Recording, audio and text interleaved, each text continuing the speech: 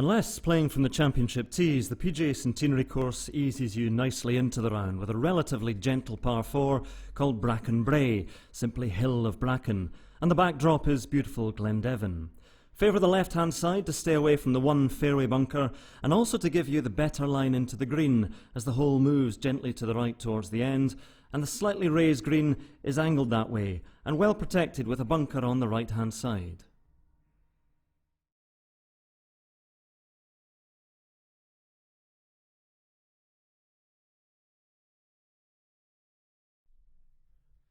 The second hole is the first par 5 on the course and called Wester Greenwells after the ruined croft behind the green.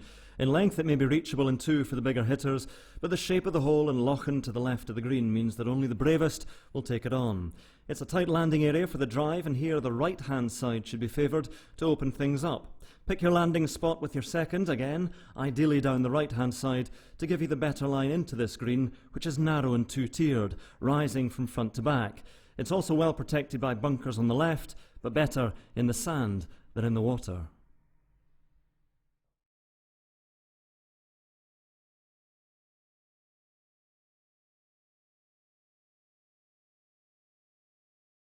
The third hole is called Schiehallion, a famous mountain which is the geographical centre of mainland Scotland, not too far north of Gleneagles. Here it gives its name to a par 4 where the first challenge is to stay out of the group of 3 bunkers down the right-hand side. So keep left and open up the second shot to a green which is very well protected at the front with a very narrow entrance, although it does open up towards the back of the putting surface, so perhaps take a little bit more club than you think for your second shot.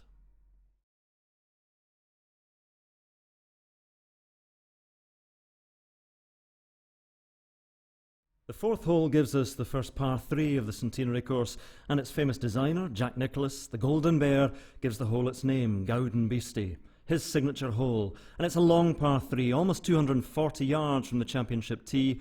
A shot to the right-hand side of the green might be advisable to keep away from the giant bunker on the left, and the green itself rises to a plateau in the middle and then falls away at the back. A par 3 here is a very good score.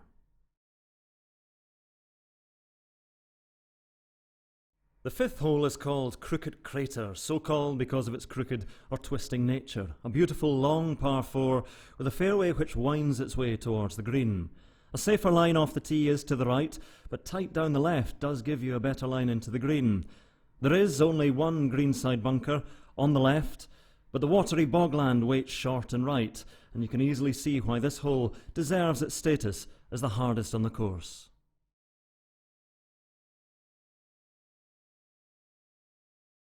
The sixth is another par 3 in the shortest hole in the front 9, hence the name, Mickle's Scalp, just a small hit, although again just over 200 yards from the championship tee. Once more there is sand to the left of the green and marshland short and right, but things do open up towards the back of the green, so going long is perhaps the better option.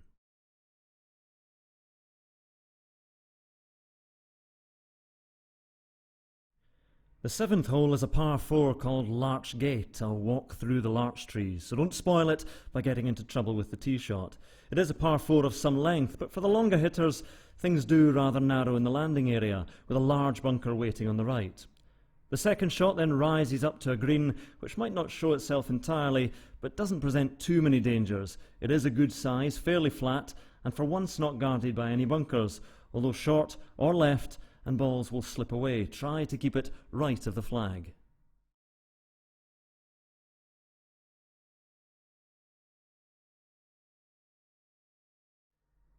The eighth hole is called Sidelin Brows, the brows being the rolling undulations along the side of the hill, and the dangers are fairly clear from the tee with the bunkers waiting down the left-hand side. So unless you have the length to carry them all, keep it to the right and open up the green, which, when you get there, falls away on the left-hand side and slopes up from front to back.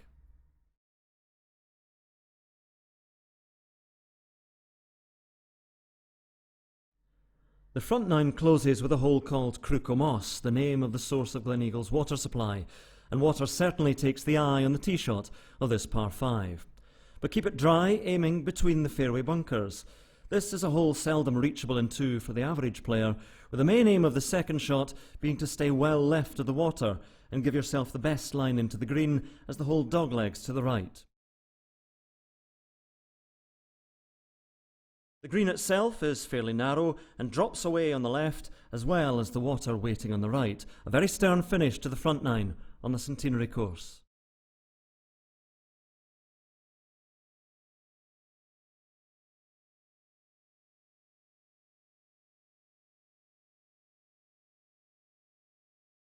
The back nine begins with a par 3 called Sleek It How, here meaning a sort of tricky hollow as you hit down from the tee towards the green below you. That does mean that you can see the whole challenge in front of you, with the main difficulty being to find the correct level of a two-tiered green.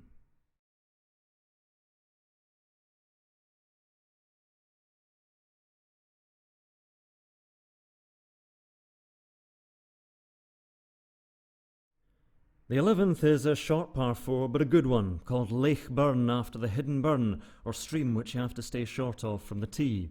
Ideally find the left side of the fairway just before it drops away to the water, and that leaves you a second shot which has to be accurate in distance and direction to a smallish green well protected by bunkers.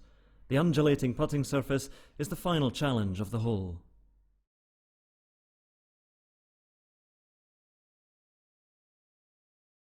Carnmerg is the name of the 12th hole, which would translate as Hill of Sorrow or Difficulty.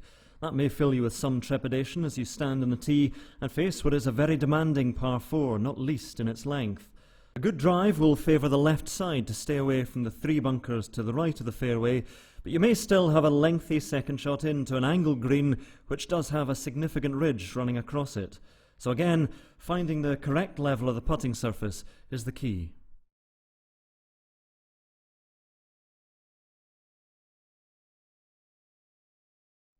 The 13th is certainly one of the toughest holes on the course. Wimplin Wine it's called, a meandering turn as it sweeps around to the left. A well-bunkered tee shot, after which you have to make sure you take enough club with your second to carry the cluster of bunkers, and also be aware that they are some way short of the green, which itself has some sizable borrows and slopes down from the back to the front.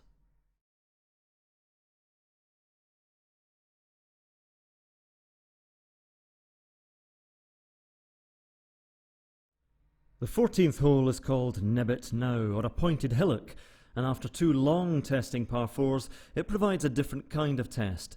It is a classic risk and reward hole, which, in the right conditions, is drivable for the longer hitters. But the dangers are clear around the green, which is circled by bunkers. More sensible would be a tee shot to leave a short iron or wedge to the green, but it's still not easy, with this green very narrow from front to back.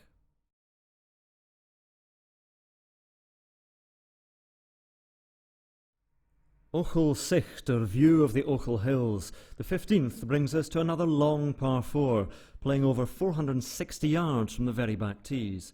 The main danger from the tee is thick rough down the slopes which fall away to the left of the fairway. Waiting for a second shot, which may need a bit more club than you think, is a narrow green which is well bunkered and has very distinct levels. Very tricky to get the pace right on this putting surface.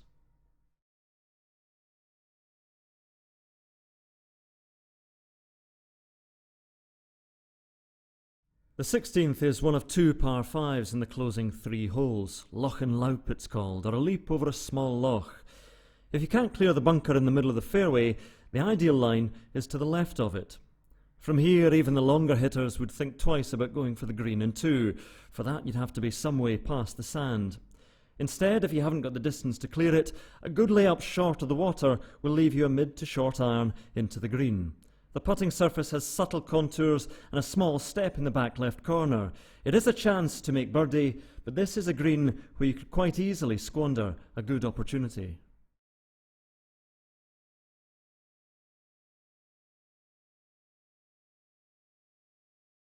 The 17th is one of the shortest holes in the course, but its name, Ca Canny, be careful, tells you to take nothing for granted. The safest line is to the right half of the green, as things should feed around slightly from right to left on the putting surface. But a ridge on the green does make putting difficult on the penultimate hole.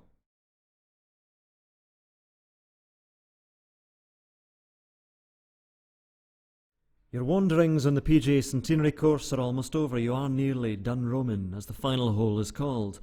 A par 5 which rises initially, try and keep left with your tee shot to avoid being blocked out by the trees. The second should then favour the right to leave a pitch up an angled green which falls away severely on all sides with deep bunkers waiting. A fitting finish to this great course.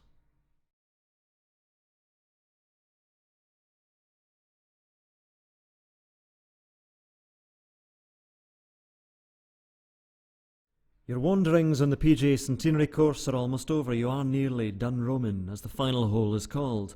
A par 5 which rises initially, try and keep left with your tee shot to avoid being blocked out by the trees. The second should then favour the right to leave a pitch up an angled green which falls away severely on all sides with deep bunkers waiting. A fitting finish to this great course.